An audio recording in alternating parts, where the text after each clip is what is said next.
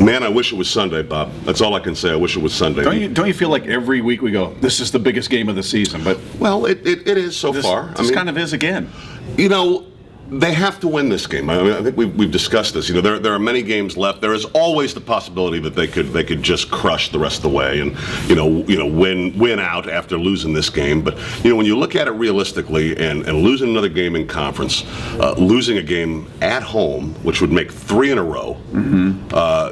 This is it does seem kind of ridiculous because it's the first week in November, but they have to have this game. Well, you've got you're 4-4. You've got 8 games left. You got teams in front of you, so you look at the second half of the schedule, which is very favorable. 5 home games, 3 road games. All of them you feel are winnable. You don't feel like there's anybody that you feel like, boy, we don't have a shot. But and kind of playing it out and doing the math, you almost feel like they've got to sweep the 5 games at home, which I don't think is realistic. I hate hearing that too. I mean, you want to do that, but of course. But how often does that happen? Right. Every week we see a team jump up and beat somebody, and you're like, how did that happen? So why are the Seahawks immune to that?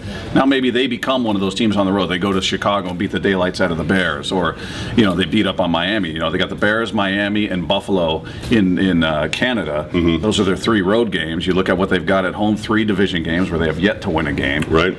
I just don't know. I think they're going to have a miraculous second half. If playoffs are your standard, right, it's going to take a special second half to get it done. Well, you certainly cannot kick this game if that's going to be the case. It begins here. It begins with the Vikings. This is an absolute must-have. I mean, there's some confidence about it, and for good reason. The Vikings have lost 2 out of 3 coming in here, and I heard John Clayton on earlier today, and we're taping this on Wednesday with Brock and Salk, and he made a pretty good point about, you look at the quarterbacks the Seahawks faced in the first half of the season, and you look at who they're going to face. Well, heck, let's start with the next 2 weeks.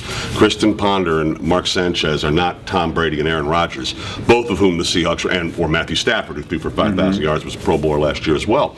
So you really are seeing it, and as you go down, the other quarterbacks we know about in the West, all 3 of them, right?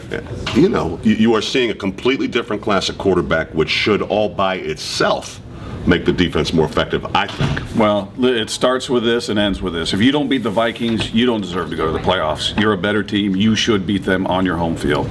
What he said.